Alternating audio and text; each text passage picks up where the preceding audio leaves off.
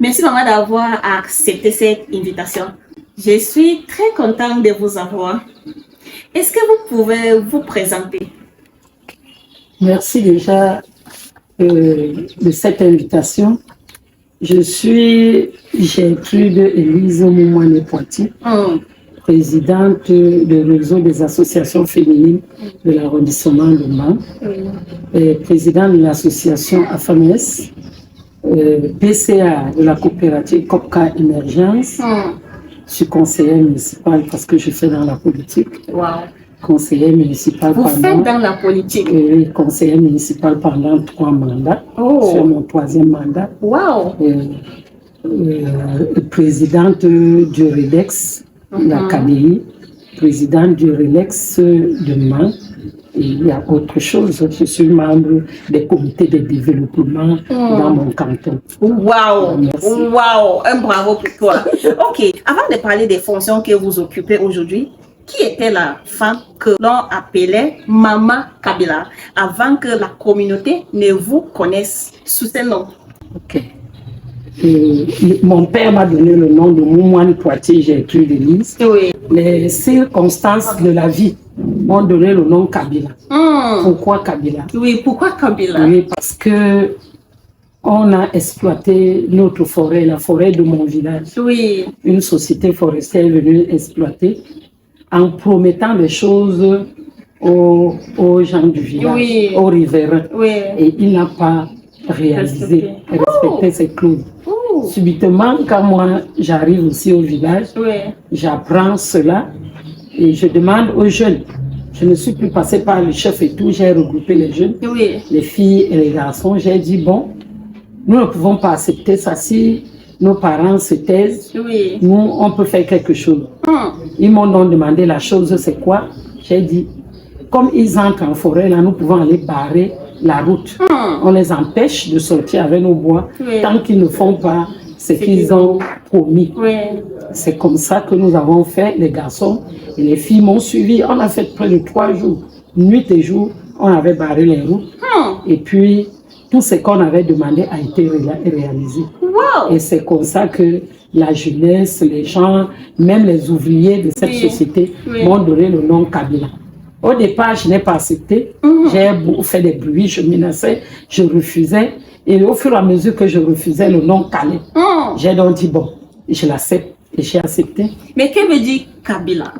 Est-ce que c'est un nom traditionnel ou bien c'est quelqu'un? Non. À cette époque, il y avait un président du Haut-Congo, Joseph Désiré Kabila. Voilà. Donc, comme il bougeait au Congo, du coup, on m'a donné ce nom. Wow! C'est intéressant.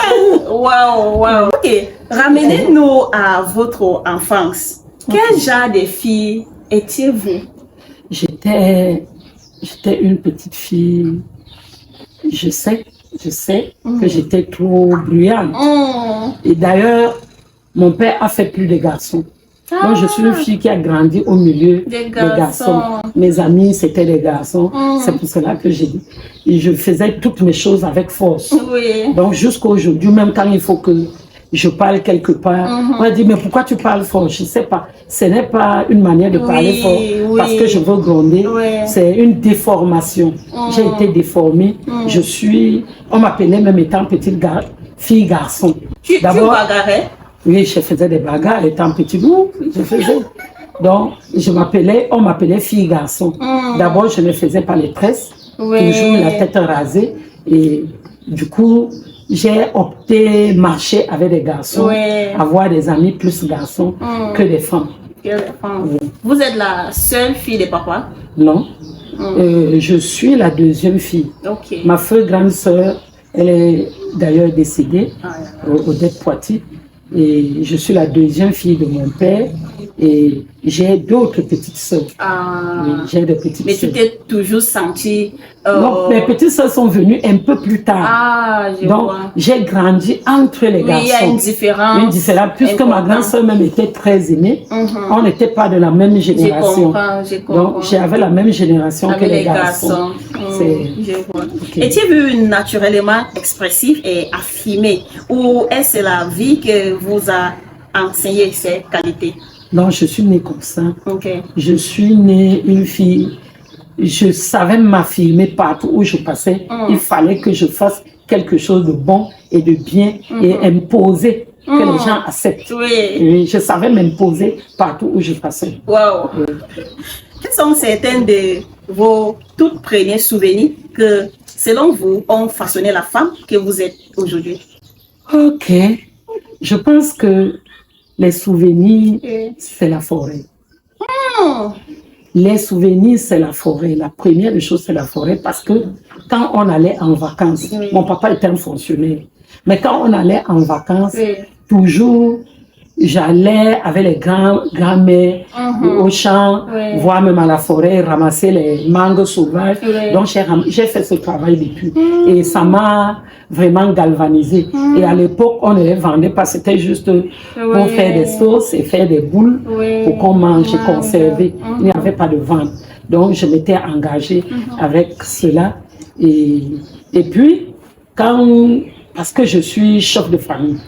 Chef de famille signifie chez moi parce que je suis au même moment homme, au même moment femme.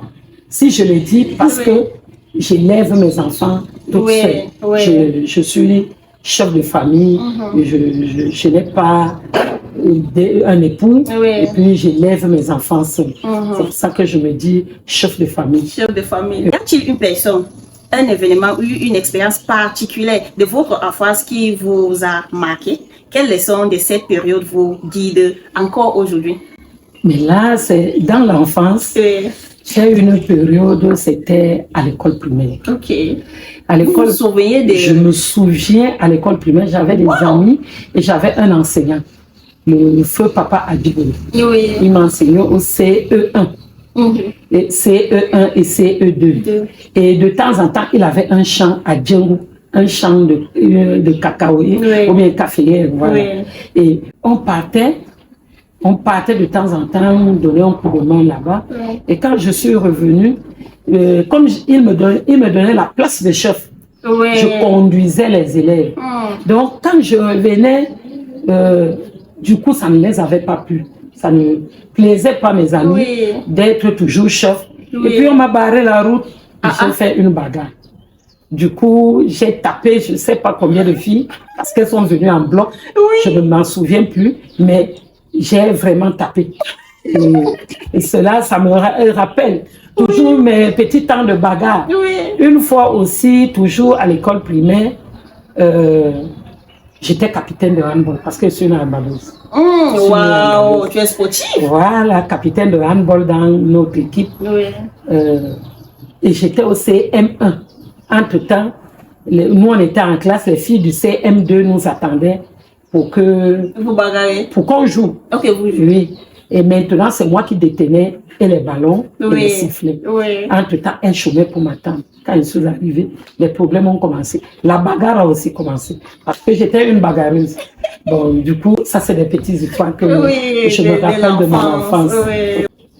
Quand avez-vous découvert pour la première fois que vous aviez la capacité d'influencer ou de mobiliser d'autres personnes? Je dis, c'est même depuis le bas âge. Parce que dans la jeunesse, toujours, j'avais les premières places. Et d'amener, accompagner les autres. De venir avec les gens. Et en plus, quand je fais les pas dans les associations. Quand j'entre dans les associations, du coup, les premières associations où j'ai fait mes premiers pas, du coup, je suis membre du bureau. On me met censeur. Et censeur, il faut... Ça vient tout naturellement. Censeur, il faut mettre la discipline, instaurer ton rythme. Et puis, quand les gens, tu fais et les gens adhèrent, j'ai senti que j'ai fait et les gens ont adhéré. Et après cela, moi-même, j'ai eu une association. J'ai créé une association et j'ai eu beaucoup de femmes. Les gens ont adhéré. Et jusqu'à aujourd'hui, cette association a Femmes et Séville. Et dans mon village, j'ai aussi créé Union fait la force de Bokeya, où j'étais fondatrice, pas présidente. Là, je passe la place à quelqu'un d'autre. Je reste simple fondatrice. Donc, j'ai senti que je pouvais immobiliser les foules, soulever les foules. Et quand je fais le pas en politique, également, c'est la même chose. D'abord, j'ai commencé à la jeunesse, au J, et j'ai traîné mes pas. Je suis allée à l'OF. Quand je porte la sous-section de Cagnol, j'ai eu des femmes et je mobilisais beaucoup de foules, que ce soit les femmes ou les hommes. Donc les gens m'écoutaient. Et de suite, chaque fois comme ça, et nous sommes allés dans les réseaux des associations où au départ, je n'étais pas présidente, j'étais toujours membre. Et puis, la nature a voulu que je sois présidente. Donc, quand je suis même simple membre du réseau des associations féminines, on me délègue comme président du comité d'organisation de toutes les fêtes des femmes. Donc, que ce soit le 8 mars, que ce soit le 15 octobre, je suis président du comité d'organisation avant d'être président du réseau. Et quand je prends dans le réseau de Mban a 28 associations. 28 associations. Il y en a encore d'autres que nous sensibilisons. Les nouvelles associations créées que nous sommes en train de sensibiliser pour qu'ils adhèrent au réseau. Donc, de toutes les associations jusqu'à la coopérative, tout, on quitte du réseau pour la coopérative. C'est comme ça. Comment cette expérience vous a-t-elle fait sentir? Non, c'était un sentiment de joie. Parce que c'est pas facile de parler aux gens et que les personnes adhèrent et qu'ils achètent d'abord même l'idée. Qu'ils acceptent l'idée et qu'ils adhèrent. Parce qu'il y a ceux qui se ressaisissent, qui n'adhèrent pas. Mais avec le temps, elles viennent. Les femmes, les hommes, ils viennent avec le temps. Pour ceux qui sont des tomates, parce qu'il y a beaucoup de personnes qui veulent d'abord voir les résultats. Voilà, avant d'adhérer. Il y a ceux qui viennent de temps en temps. Mais sinon, ce n'est pas tout le monde qui peut t'accepter. Il y a ceux qui ne t'acceptent pas, même pour rien. Mais quelqu'un te voit comme ça et dit que je n'aime pas la femme. Donc, il y en a. Personne ne peut vivre ici que tout le monde t'aime. Jamais. Et puis, on fait avec. Si l'on retirait chaque titre que vous portez aujourd'hui, comment vous décrivez-vous simplement en tant que femme?